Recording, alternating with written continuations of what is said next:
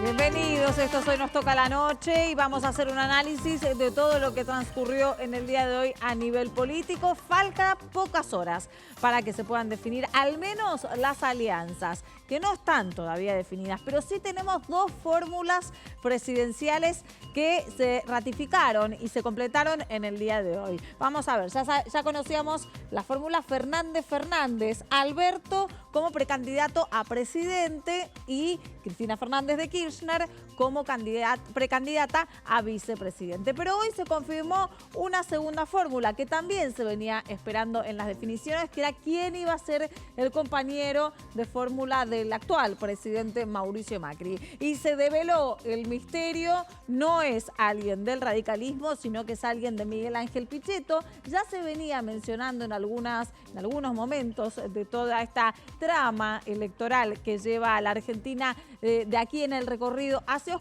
octubre, pero bueno, la definición se dio, lo hizo el presidente de la Nación mediante un Twitter, quien lo contó, quien habló de las aptitudes negociadoras que tiene Miguel Ángel Pichetto, un hombre del peronismo, un hombre que ha acompañado en su momento al kirchnerismo de manera muy importante en todas las cosas que tenía que ir resolviendo el Senado de la Nación. Luego se volvió un acérrimo opositor a Cristina Fernández de Kirchner cuando han estado durante estos años como compañeros en el Senado de la Nación. Incluso varios de sus discursos lo dieron como en realidad hablando o chicaneándose unos a los otros. Miguel Ángel Pichetto entonces conforma la fórmula de Mauricio Macri como precandidato a presidente y él como precandidato a vicepresidente. Falta ver cómo se termina de armar la alianza, ¿no? Cómo termina de darse las cosas. Pero en esto vamos a ir entonces al segundo paso, a la segunda incógnita que viene ya llevando varias semanas, les diría,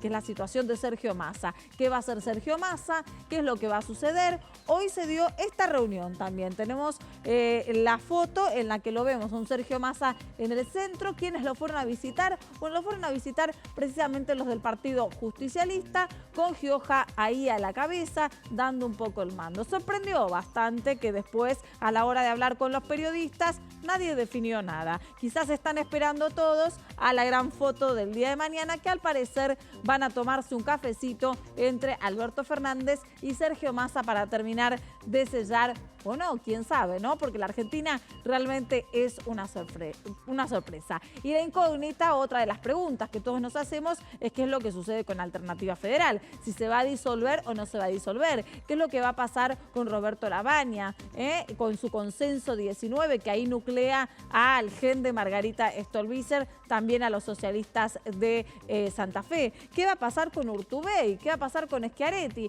Ahí queda un cúmulo entonces de representantes que iban en vías de ser la tercera opción, pero que ahora parece bastante desintegrada. Como verán, tenemos mucha información, no hay tiempo para perder.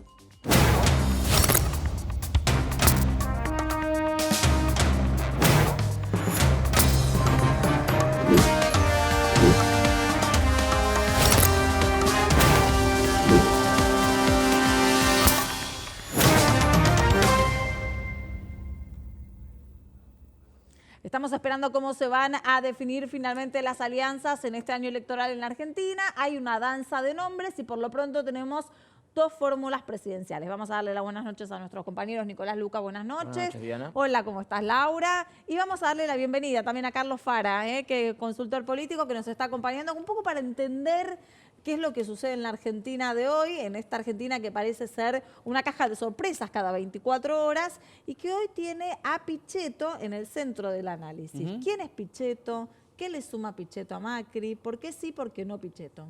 Bueno, es un dirigente, digamos, de mucho respeto dentro de la clase política, dentro del mundo empresarial y sindical también. Es una persona, digamos, que ha sido un poco una especie como de ministro del Interior desde la oposición para el presidente Macri, para tender los puentes con los gobernadores, teniendo en cuenta que, como el mismo gobierno siempre lo reconoce, es el gobierno más débil parlamentariamente desde el regreso a la democracia. Porque Pero que ha sí. sabido, ¿no? Tener como algún vínculo con aquellos gobernadores que no eran afines. Totalmente, digamos, de alguna manera como una especie de embajador de los gobernadores frente al gobierno nacional. En la Cámara, digamos, en de eso tiene más sentido, que es la Cámara de Senadores, ¿no? Porque sí, yo te diría que sí, por la personalidad de Pichetto, que me parece que encaja bien con un poco las expectativas del propio presidente, de esta persona dialoguista, que entiende, digamos, de las cuestiones de Estado, que está más allá, digamos, de las cuestiones partidarias. Me parece que él en su gira, digamos, en Nueva York, actuó, digamos, a favor de la Argentina, como le gusta al presidente, más allá de que él por ahí no coincida con algunas cuestiones del modelo económico, para darle garantía, para que los inversores, digamos, sientan que en la Argentina hay una cierta gobernabilidad, más allá de quién gobierne. Me parece que es una señal de apertura, digamos, el radicalismo le había pedido ampliar Cambiemos, y ahí está la figura de Pichetto, y además, digamos, una persona que claramente puede actuar efectivamente como de puente, no solamente con los gobernadores, también con el mundo empresarial y con el mundo sindical peronista, ¿no? Hoy, cuando se dio a conocer la primera conferencia que da Pichetto, en las primeras declaraciones manifiesta que hay que alinearse con Estados Unidos y Europa, abrirse al mundo, ratifica que pasaron 50 años de la década del 70, que hay que jerarquizar a las Fuerzas Armadas.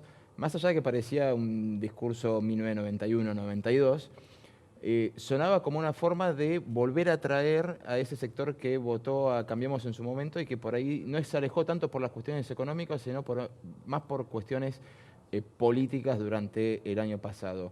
Puede ser que Pichetto, si bien él no tiene votos propios, pueda volver a traer el redil a los que se fueron. Bueno, yo creo que es parte de la apuesta, ¿no? En la medida en la cual, digamos, la tercera vía se diluye, porque Alternativa Federal quedó por lo menos en una interrogante, Massa más próximo a cerrar un acuerdo con los Fernández. Está claro, digamos, que el gran capital de la Baña es poder atraer a macristas desencantados. Y me parece que desde ese punto de vista la Baña, que podría haber sido un candidato a vice de la Baña perfectamente, está, digamos, en la situación en la cual le puede hablar a ciertos sectores desencantados, a ciertos sectores, inclusive peronistas, digamos, que no están con Cristina, como para decirle, bueno, estas son las dos grandes opciones en la Argentina. O sea que desde ese punto de vista puede actuar en ese rol. No tiene votos, está claro, digamos, no tiene gobernadores, no tiene intendentes, etcétera, etcétera.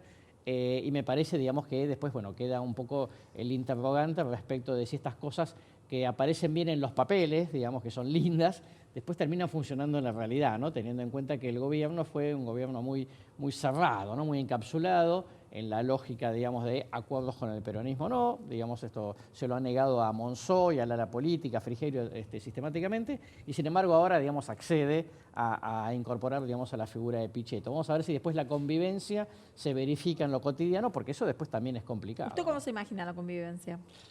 Compleja, ¿no? Compleja primero porque creo que hay diferencias ideológicas, además hay diferencias culturales, ¿no? Naturalmente, digamos, entre Macri y Peña, digamos, con Pichetto, claro, un peronista clásico, vamos a decir así, sin ponerle de otra trayectoria etiqueta. legislativa. Totalmente, que siempre fue, digamos, un personaje del poder, ¿no? Con Menem, con Duhalde, con Kirchner y ahora, digamos, en el momento de oposición.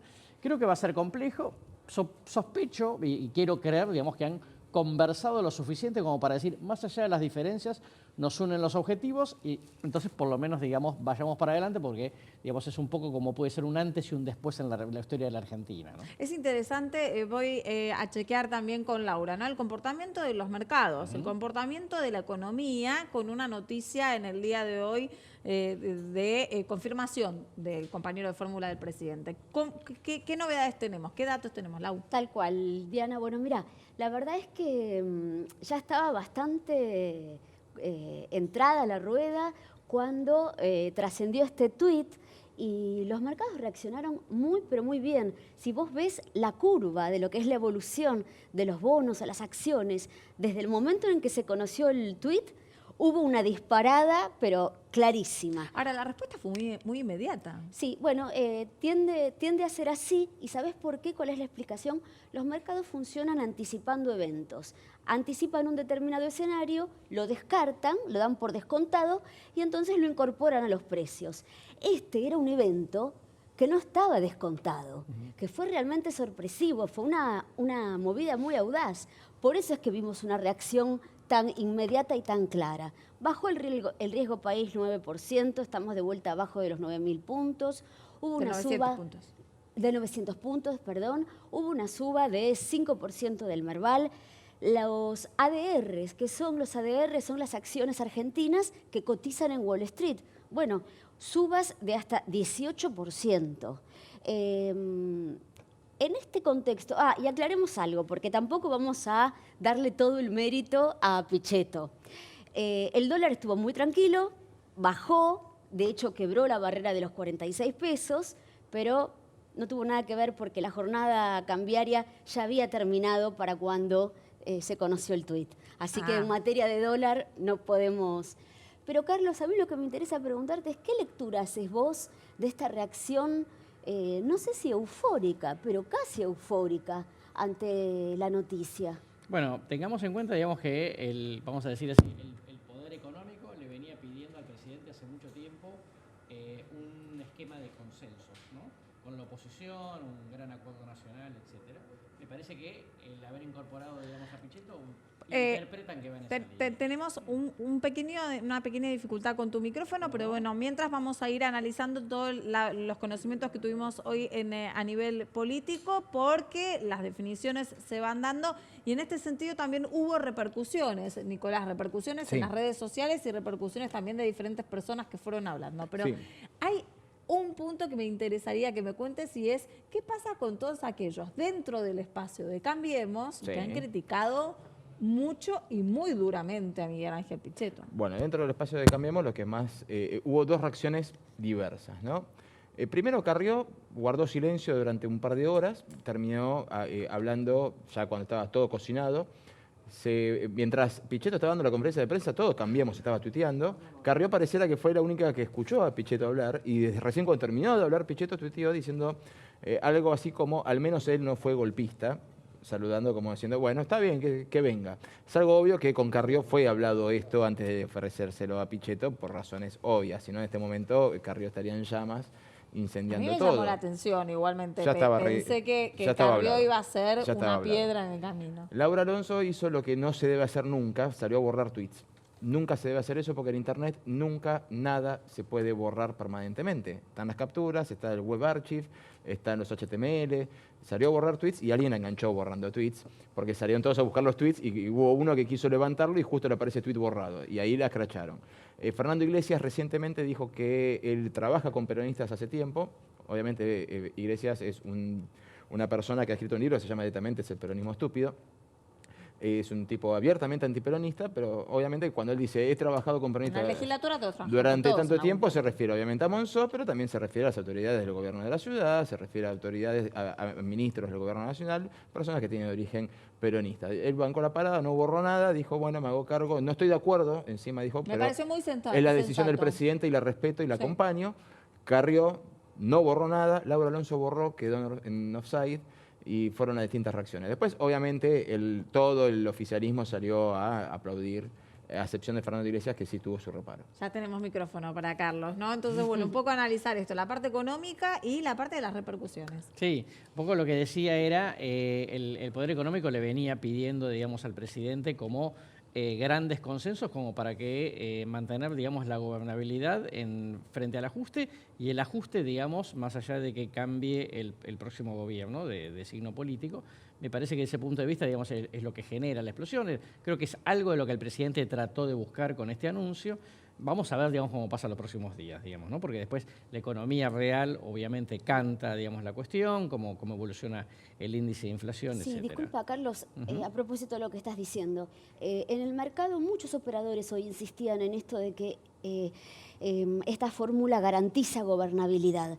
Efectivamente, para alguien como yo que no sigue la política en el día a día, Pichetto es alguien que puede mover los hilos como para hacer posible que todas las reformas que hoy necesita la Argentina en materia económica salgan adelante? Bueno, ese para mí es el gran interrogante, porque la verdad es que una cosa, digamos, es que él tenga buen diálogo, otra cosa, digamos, que los actores con los cuales él habla y que hasta acá representaba efectivamente apoyen algunas de las reformas que el gobierno cree que tiene que hacer, ¿no? Sobre todo reforma laboral, reforma previsional, Claro. digamos que son las más importantes. Que en definitiva también es lo que prometió al sector empresarial desde el inicio y que él ahora despide su primer mandato y todavía no lo logró. Totalmente. Entonces, me parece que es un interrogante porque una cosa, digamos, es los gobernadores tomándolo a Pichetto como una especie de embajador frente al gobierno nacional y ahora él es el embajador del presidente frente a los gobernadores. Y entonces a mí me parece que en una situación compleja, de ajuste, gane quien gane, digamos, aún si ganara Macri va a ganar una situación muy ajustada, seguramente en segunda vuelta, con tanta debilidad parlamentaria como la que tiene hasta ahora. Claro. Me parece que tratar de pensar, digamos, que Pichetto puede resolver toda esa combinación, ese entuerto, me parece complicado exigírselo al pobre Pichetto, ¿no? Entonces, digo, me parece que eso va a haber que esperar bastante para ver cuál es el esquema político general a partir del anuncio, ¿no? Nicolás estaba planteando algo muy interesante recién, ¿no? Que es esto de las repercusiones y seguramente los debates que se tienen que dar de puertas para adentro.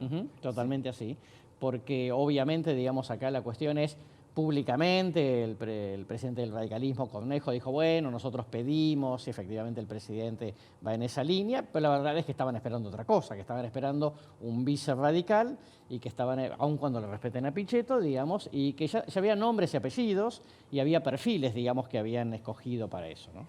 Bueno, estamos en línea telefónica con José Mayans, que es senador nacional del PJ. Vamos a tratar de contactar para que nos cuente un poco. Mayans, no sé si usted me escucha. Buenas noches. ¿Qué tal? Buenas noches, ¿cómo está? Bueno, es un placer. Muchas gracias por atendernos aquí en el canal de la ciudad. Queríamos ver cuál es su visión acerca de la elección del presidente Mauricio Macri, que su compañero de fórmula sea Miguel Ángel Pichetto. Bueno, es una decisión personal que ha tomado Pichetto, que obviamente que ha sorprendido a propios extraños, porque obviamente nosotros no comulgamos con las políticas públicas de Macri. O sea, estamos en total desacuerdo con las políticas que ha llevado adelante del gobierno del presidente Macri, inclusive Pichetto lo ha manifestado varias veces. Y obviamente que para nosotros es una decisión que lo ha tomado en forma personal, no ha consultado con el bloque, no ha conversado con nadie este tema. Sé que llamó a algunos gobernadores para comentarles el tema, pero obviamente que nadie está de acuerdo con lo que ha hecho Pichetto, ¿verdad? Creo que no le suma nada a Macri porque su presencia en las encuestas es muy baja, inclusive inferior al 1%, y creo que más que nada lo daña Cambiemos por el hecho de que el radicalismo se venía ofreciendo hace ya mucho tiempo para llevar la vicepresidencia como parte de la alianza Cambiemos, y esto ha sido una especie de, digamos así, de desprecio hacia el pedido del radicalismo, y creo que esto le va a caer muy mal a Macri. Yo creo que con esto el gobierno de Macri pierde definitivamente la elección, ¿verdad? Senador, buenas noches. Nicolás Luca lo saluda. Teniendo en cuenta que que Miguel Ángel Pichetto ya tenía su propio espacio en Alternativa Federal y que el peronismo se estaba alineando en distintas vertientes. Hoy una compañera de bancada suya calificó lo de Pichetto de traición. ¿Usted también considera que es una traición? Sí, es una traición abierta al movimiento nacional y popular, porque justamente porque no comulgamos con las ideas de Macri, una persona que es presidente de la bancada opositora, que se presta a este juego, realmente es lamentable, ¿verdad? Y además de eso, yo creo que él actuó ya en forma infiltrada en el bloque desde el tiempo que quiso dividir el bloque, cuando nosotros pudimos tener más de 40 senadores, y que operó directamente a favor del gobierno en casi todos los temas, ¿verdad? Bueno, entonces, por ejemplo, el fondo de soja, nosotros lo perdimos al fondo de soja. En el caso del acuerdo con el Fondo Monetario Internacional, que había gran parte del bloque que no estaba de acuerdo, igual insistió él en la sanción del presupuesto, y en muchos otros temas que él actuó en forma ya claramente abierta para el presidente de la Nación, como fue aquel el famoso crédito del ANSES, que se enojó Pichetto y se retiró, y que nosotros éramos 36, y Pichetto solo se retiró a su oficina y no quiso ni siquiera volver a participar en la reunión del bloque, porque lo que nosotros decíamos de que iban a meter en la usura a los pensionados, ¿verdad? Senador, le amplío la pregunta en el mismo sentido. ¿Por qué se considera que es una tradición cuando un peronista se suma a un gobierno de otro signo político y no cuando alguien que no es del peronismo se suma al gobierno peronista, en el caso de Cobos como vicepresidente de Cristina? En el caso, en la tradición que hablamos del movimiento nacional y popular, porque obviamente las políticas públicas neoliberales de Macri no tienen nada que ver con el pensamiento que nosotros tenemos. Si hablamos de la independencia económica, ustedes ven de que el 40% de representaba el endeudamiento del PBI originalmente cuando llega el gobierno Macri, esa deuda estaba en el 50% estaba en pesos. Hoy la entrega del país ha sido total, estamos hablando de un 100% de la deuda que está prácticamente comprometiendo el PBI, de lo cual el 80% está en dólares. Aparte de eso, el Fondo Monetario Internacional es hoy quien conduce la economía argentina. Hay un hombre del Fondo Monetario Internacional al que el presidente tiene que pedir permiso de cualquier medida que vaya a tomar. Hemos perdido la independencia económica, hemos perdido la soberanía política. Claro. De la justicia social ni hablemos, por el alto grado de pobreza que hay. La canasta básica está prácticamente en 29.600 pesos, el salario en 12.500, un desprecio hacia los trabajadores. El déficit que nosotros teníamos de 4 puntos estaba en los servicios públicos, que llegaba a los 44 millones de argentinos, y hoy el déficit que está casi en el 8% ha beneficiado solamente a los bancos, y que obviamente es un déficit que compromete seriamente la economía argentina. Senador, muchísimas gracias por atendernos aquí en Hoy Nos Toca a la Noche. Vamos a seguir pendientes entonces de la evolución de las elecciones en la Argentina y de las definiciones, por supuesto. Y en este sentido, recién el senador nos decía, bueno, que es una tradición lo de Pichetto, ¿no? Para lo que veníamos mencionando, una situación que trae repercusiones para fuera de lo que sería, pero también por dentro. ¿Qué pasa con los radicales, Farah? Totalmente. Bueno, los radicales, digo, creo que hay como una cosa arriba de la superficie del agua y otra cosa por debajo de la superficie del agua, ¿no? Digo, me parece que efectivamente el presidente del partido dijo que esto estaba bueno, que era una buena idea, etcétera.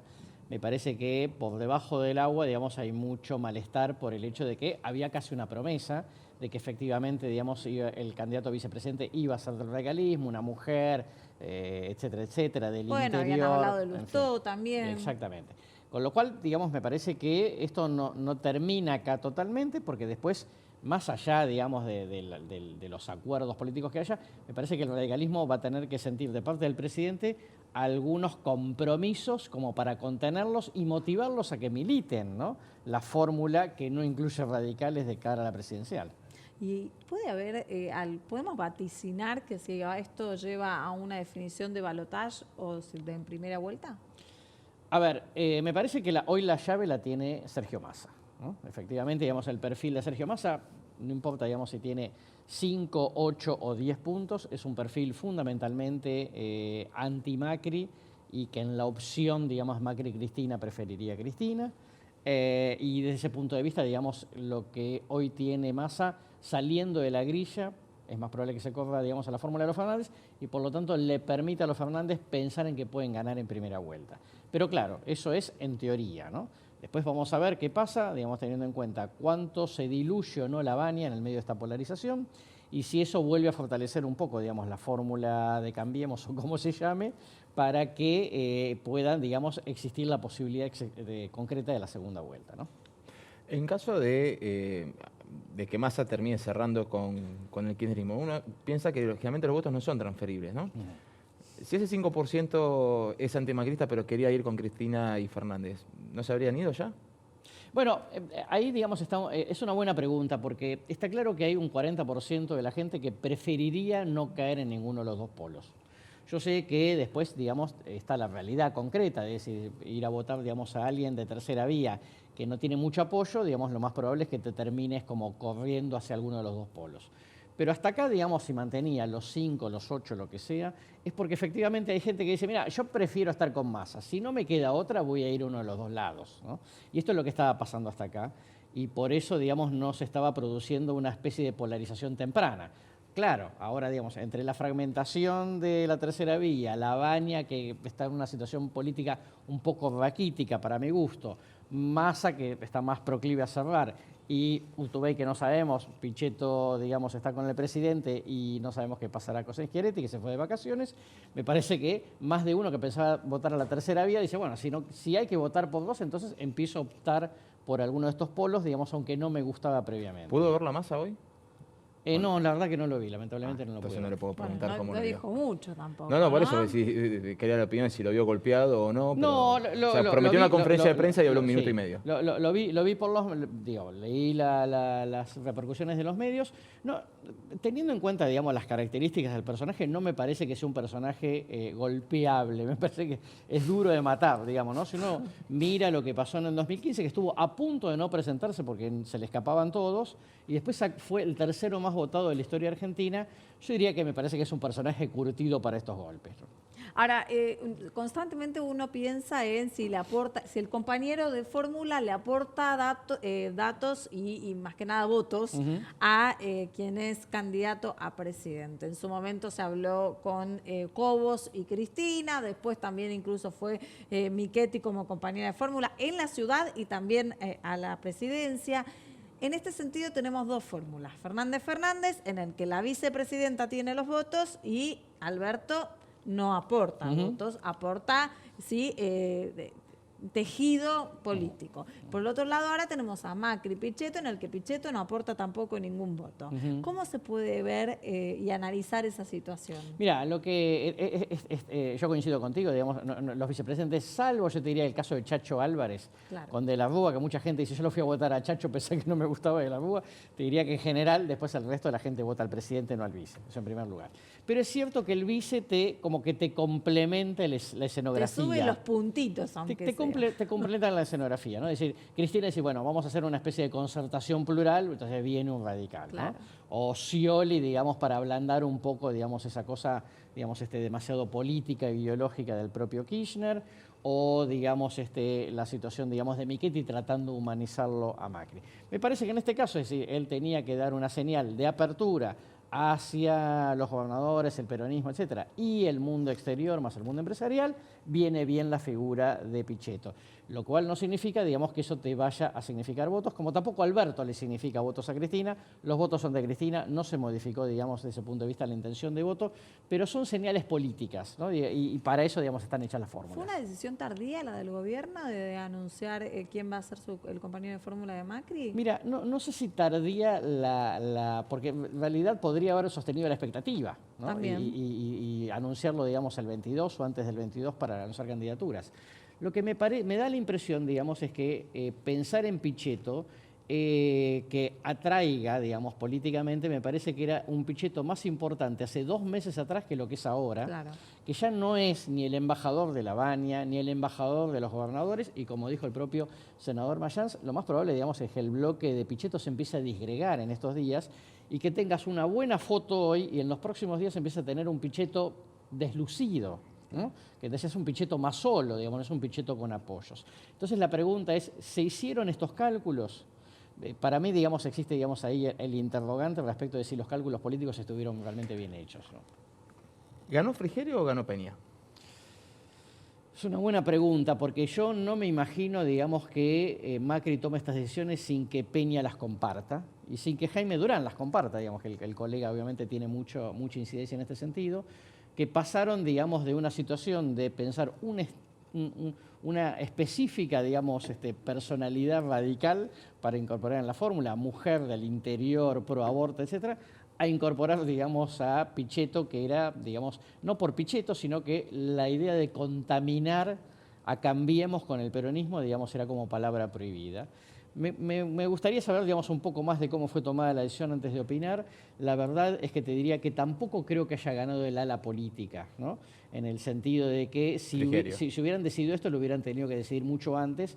Sería como una especie de reconocer que todo el tiempo cometieron un error y ahora, porque no quedó otra, tuvieron que ir a recurrir a un peronista, ¿no? Bueno, vamos a ir un pequeño corte, pero a la vuelta vamos a adentrarnos en lo que es el análisis de la situación de Sergio Massa. Ya veníamos comentando algo, pero hay que evaluar y hacer mucho punto en cuál es la estrategia que va a tener el oriundo de Tigre en cuanto a las elecciones. Ya venimos.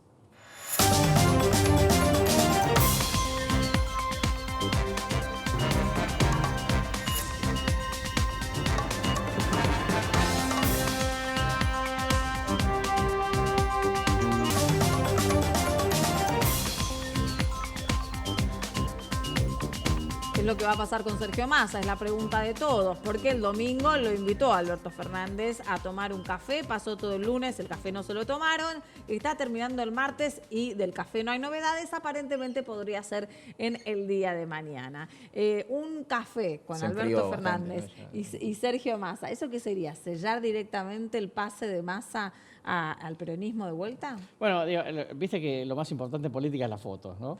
Sí, después lo que pongas abajo digamos, ya no importa Ya no mucho, importa. ¿no? Entonces me parece que en principio sí, pero va a ser, digamos, me parece que un acuerdo un poco especial, en donde no va a quedar todo definido mañana, que hay que presentar los papeles, sino que por ahí quede todo definido el 22 cuando se presenten las candidaturas. Y si esta situación en donde, bueno, está bien, yo te firmo los papeles del acuerdo del Frente Electoral, pero después tenemos una cantidad de cosas que si no me las cumplís, entonces no te las voy a firmar. Y me parece que a través de esa ingeniería legal están dando vueltas, ¿no? Pero sí creo que no tiene muchas opciones Sergio, digamos, ¿no? En este sentido, porque fundamentalmente su principal capital político está en la provincia de Buenos Aires y si su tropa no está ubicada en eso, corre el riesgo de que le digan adiós sin avisarle, digamos, Claro. ¿no? Cuando uno lo ve a Massa hoy, con este breve discurso que tuvo, si bien en el bloque anterior usted marcaba bien que fue el tercer candidato más votado en la historia de Argentina, pasó de ser un presidenciable, autoproclamado presidenciable Sí. a fines del año pasado y principios de este año, a, según los rumores, pelear pequeños puestitos, incluyendo la intendencia de Tigre. Ujú. ¿No se diluyó demasiado? ¿No se dejó estar demasiado? Mira, cuando vos tenés un problema estratégico de posicionamiento y no avanzás, entonces llegás a la mesa de negociación con menos ficha de las que te hubiera gustado. Me parece que él todo el tiempo soñó con, digamos, tener un capital político más importante que el que tiene. Después apareció la Baña, que de alguna manera le restó, digamos, o lo corrió un poco del spa, del centro de la escena. Y me parece que sigue teniendo, digamos, algún problema estratégico más estructural, que esto es, si vos querés ser tercera vía, necesitas, digamos, construir un posicionamiento en donde seas creíble y que además tu discurso no sea simplemente que vos no querés ser ni Macri ni Cristina. Él hace mucho tiempo que decidió que quería tener una posición antigobierno, pero no anti-Cristina, y sin mencionarla, y llegó hasta acá. Y eso, digamos, de todas maneras, no le dio rédito electoral. Entonces llegó a esta posición y en esta tire y afloje para ver con qué se queda, me parece que quizás esté tirando un poco más de la cuerda, entonces ya nadie le quiere pagar lo que él quiere que le paguen por su capital político, ¿no? Habría que ver entonces cómo van a seguir tejiendo, ¿no? Ese armado, porque incluso hoy el peronismo también, después de ese breve discurso, como decía recién Nicolás, llamaban también a los radicales. Claro, por supuesto, desde luego. Hay radicales que usted los ve también yéndose, bueno, ni hablar de Leopoldo Moró, ¿no? Ya los que han quedado en el radicalismo, ¿los ve yéndose con el peronismo? No, yo no los veo yéndose. Lo que es cierto, digamos, es que puede haber muchos que después de esta definición de hoy jueguen al reglamento, digamos, ¿no? Claro. Como que no pongan la pierna firme, como que se cuiden más, como que después, bueno, vamos a ver si realmente están los votos, digamos, ¿no? Como que al final cada uno jugó su propio partido, adelantando elecciones, y me parece que esto no sé cuánto entusiasmo genera abajo, donde vos realmente tenés que ir a buscar los votos hasta el último pueblo de la Argentina. Me parece que este es el gran problema, digamos, que el radicalismo se sienta entusiasmado y contenido para salir a militar por una fórmula en donde no está. Ahora, Laura, la economía es algo importante también dentro de lo que son Bueno, las elecciones. precisamente estaba pensando en eso, Carlos, porque venimos comentándolo en el programa, ¿no? La ausencia de un debate de ideas. No sabemos dónde está parado cada candidato, cuál es su agenda Totalmente. económica. Entonces yo hoy decía, bueno, Massa se acerca a los Fernández. ¿Esto qué implica en términos económicos? Fernández ha esbozado al menos que su prioridad va a ser el sobreendeudamiento. Lo que él entiende fue el sobreendeudamiento macrista. ¿Massa está alineado con él en eso? ¿O acercarse a Massa implica una concesión en ese sentido? ¿Estamos a ciegas o no? Sí, totalmente. Yo creo que además, digamos, me parece que todo el mundo está confluyendo en que el 10 de diciembre, sea quien sea el presidente, no va a tener muchas herramientas para poder hacer cosas distintas a las que está haciendo Macri. Por suerte o lamentablemente, cada uno evaluará. Me parece que todo el mundo coincide en que hay que ir a una renegociación con el Fondo Monetario. Quizá por eso no hablan de economía, porque Totalmente. todos están dispuestos a hacer lo claro, mismo. obviamente, digamos, si más o menos, digo, lamentablemente, vos decís, bueno, mira, voy a hacer lo que pueda, digamos, que no es lo que me gusta, que es distinto. Entonces, me parece que nos vamos a encontrar con una situación en donde, bueno, ¿qué vas a hacer? Una cosa es criticar a Macri por los no resultados y otra cosa, digamos, es contar qué vas a hacer. Y me parece que tendrían que todos contar algunas cosas que no les gustaría, digamos, decir, que no les gusta hacer, por supuesto, y que no le espera, digamos, la Argentina no tiene demasiados instrumentos como para incentivar la economía de golpe, como creo que le podría gustar. Y entonces, desde ese punto de vista, nos vamos a encontrar con un debate, digamos, en ese sentido, extremadamente conservador respecto de qué vamos a hacer económicamente, qué vamos a hacer con que los no va a fondos. traccionar votos. No, totalmente así. Sería un poco, digamos, como el teorema de Baglini, ¿no? Cuanto más estás cerca del poder, más cauteloso te volvés con las propuestas, ¿no? Sin duda. Entre las personas que desaparecieron en acción hoy, tenemos al gobernador de Salta, compañero de Pichetto, que uno dice, bueno, ¿qué va a hacer de este hombre? Que le fueron a ofrecer la vicepresidencia hace 15 días, 3 semanas, y uno se pregunta si no tomó una decisión desacertada por consejo de Pichetto, que ahora va de vicepresidente, y cómo queda la posición de esas personas. O sea, Schiaretti ya estaba en la suya, pero hablando de Urtubey y de Mansur, el gran ganador de este fin de semana, que hoy apareció y no sabía qué hacer, si apoyar a Massa, a Alberto, quedarse callado. ¿Cómo quedan las figuras de esas personas de cara a los apoyos para octubre, ¿no? Bueno, creo que es más fácil de responder la situación de Mansur, ¿no? Mansur es un amplio ganador en su provincia, mandó, digamos, un mensaje el propio domingo a la noche. Sí. Creo que confluye con los Fernández, detalle más, detalle menos. Eso por un lado, porque además su ex socio político, vamos a el gobernador Alperovich, quedó muy marginado, con lo cual, digamos, no hay mucho para discutir respecto del apoyo de Tucumán. Más difícil es claramente, digamos, la situación de Urtubey, porque Urtubey siempre estuvo alentado por el gobierno a existir, digamos, como tercera vía, pero claro, era de la parte más débil, digo, si uno iba a una primaria entre Massa y Urtubey, esto iba a salir como una especie de 2-1 a favor de Había poco Massa. conocimiento. Exactamente, poco conocimiento, digamos, después, digamos, una figura un poco más conservadora, que el peronismo lo veía como demasiado cercano al gobierno, etc. Para mí, digamos, un misterio, porque ahora, digamos, en un balotaje de vuelta, un poco como le puede pasar, digamos, un poco a Lavagna, su voto, digamos, está más cercano al gobierno que cercano a Cristina, y entonces el tema es, finalmente se presentará o lo convencerán de que para sacar 3 o 4 puntos no tiene ningún sentido, porque tenés que armar listas en todo el país, y eso es muy complicado en la Argentina, además de que sale mucho dinero. Además, no sé hasta qué punto, digamos, finalmente no decir, mire, en este marco no hay condiciones como para que yo presente mi candidatura, una pena, me hubiera gustado expresar otra cuestión, mala suerte, y veremos qué pasa, y ojalá que gane el mejor. Digamos, ¿no? Hablamos de los Fernández, hablamos de la situación de Massa, ¿no? Que es el que va a ver para dónde tracciona ahora los votos y qué es lo que va a hacer. Si va a ir a las PASO con los Fernández, si va a presentarse en la provincia, quién sabe. Bueno, pero no hablamos de Lavagna, ¿no? En esta alternativa federal que iba a darle un poco de cobija a Consenso 19, pero que ahora queda desdibujado entre Schiaretti, Urtubey, que no se sabe tampoco qué va a pasar, y Lavagna. ¿Qué porcentaje de ese electorado puede llegar a pensar que Lavagna es una opción? A ver, está claro que anda en algún lugar entre los 8 y los 10 puntos. Se estancó, digamos, yo te diría que venía subiendo mucho hasta finales de marzo, principios de abril, y se estancó, pero lleva casi 2-3 meses de estancamiento, que es importante. En segundo lugar, había gente de Lavagna, el ala más peronista de Lavagna, que estaba ofreciéndole una interna a Urtubey. Parece que Lavagna no quiere. Urtubey después salió a decir hoy, digamos, que aparentemente no es la idea que lo convence. También, digamos, todo esto contribuye al desdibujamiento en general del espacio. Me parece que Lavagna hoy, digamos, está teniendo, desde el punto de vista político, digamos, mucha debilidad, ¿no? Digamos, hoy es la provincia de Buenos Aires con algunos peronistas, lo que le aporta, digamos, los gremios que están con Barrio Nuevo, el socialismo en Santa Fe, algunos radicales muy por debajo, segunda y tercera línea, porque los de primera línea ya dijeron el fin de semana que iban a esperar a ver qué resultaba, digamos, de las negociaciones de la propia cúpula radical a partir de la convención. Y después una gran cantidad, digamos, de provincias en donde Lavagna no tiene absolutamente nadie que lo represente y vuelve, yo diría, aplicando un poco lo que decíamos recién sobre Urtubey.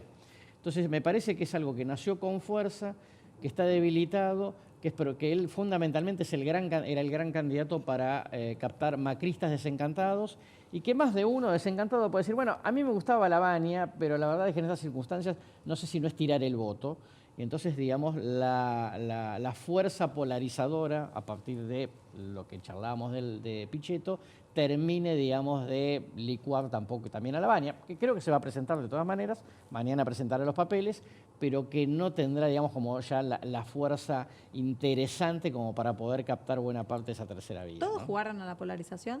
No, todos no jugaron a la polarización. Yo creo que efectivamente todos los que estaban en la tercera vía jugaban a hacer otra cosa.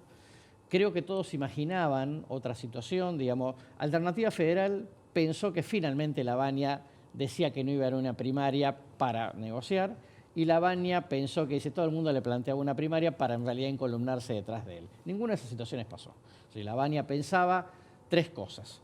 Primero, que el radicalismo no iba a tener convención porque estaba en desacuerdo con Macri o que iba a dar libertad de acción. Eso se sabía hace rato que no iba a pasar.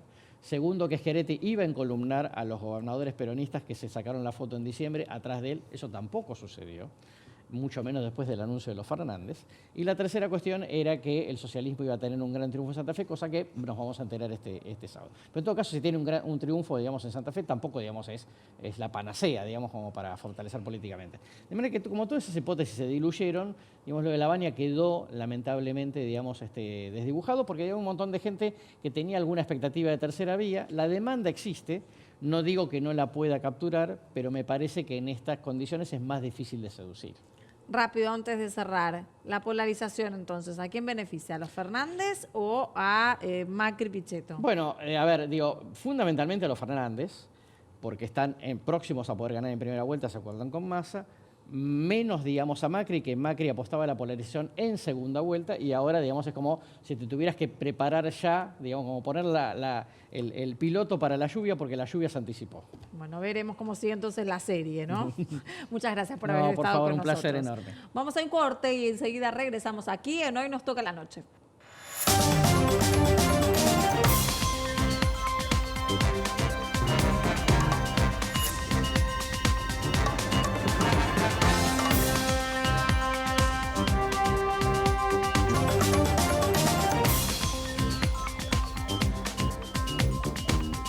Hablamos de alianzas electorales y frentes políticos, ya hablamos también de los posibles candidatos que tengamos para elegir. De lo que no hablamos es de la economía, pero de la economía de otros ámbitos, como por ejemplo del fútbol. Buenas noches, Santiago. Buenas noches, Vos Diana. tenés siempre preparado el costado B del fútbol, de que no todo es oro, pero creo que hay algunos que la pasan muy bien. La pasan muy bien, porque Forbes, que es la prestigiosa revista estadounidense especialista en el mundo de los negocios y las finanzas, publicó como todos los años este ranking de los deportistas que más ingresos tuvieron en el año. Va de junio a junio del 2018 a junio del 2019. La lista la encabeza Lionel Messi, el argentino. ¿Querés saber cuánto ganó, cuánto percibió en el año? Creo que me hace un poco mal. Todo esto genera un poco de depresión, ¿no? Pero Lionel Messi ganó en el año 127 millones de dólares. Ajá. Bien. Después, en el segundo puesto lo tenemos a Cristiano Ronaldo con 109 millones de dólares, que fue el que había ganado el año pasado, ¿no? Bueno. El que estuvo... Ahí. Lo destronaron esta vez. Y después el tercero es Neymar, que subió 15 lugares respecto del ranking del año pasado y sumó 105 millones de dólares. Tenemos ¿Qué se lo van a fumar los abogados? 3 dígitos antes del millón. ¿Qué se lo van a fumar los abogados en Un 3 días, ranking ¿no? monopolizado por el fútbol, que históricamente esto no había pasado nunca en la revista, desde que en 1990 se comenzaron a hacer este tipo de ranking, ¿no? Después en el puesto número 4 tenemos al boxeador Canelo Álvarez, que percibió 94 millones en el año, y después tenemos al tenista Roger Federer con 93.4 millones. Ah, mira, yo pensé que iba a estar Nadal. Nadal, No, que viene, no para de ganar, no para de ganar. Pero bueno, Federer percibe mucho en lo De que es publicidad. publicidad. Gana muchísimo dinero. Después- Relojes. Sí, muchísimo, muchísimo gana en publicidad. Después tenemos en el puesto número 63, ahí aparece una mujer. Recién en el 63. Sí, Serena Williams, la tenista, que percibió 29,2 millones de dólares. Es un gran número, pero bueno, teniendo en cuenta estas 100 posiciones que ofrece la revista, recién tenemos a una mujer en el puesto 63, estaría como muy abajo. Y después, si querés, podemos desmenuzar esos 127 Ay, sí, te lo millones pido, de por dólares de favor. Messi, ¿no? A ver. Por mes, ahí entramos todos en colapso. Claro, Por- claro, porque por mes uno lo entra a comparar con uno. Claro, tremendo. porque- ¿Vos Ahí- sacaste la cuenta que el 0,01% de eso es una casa?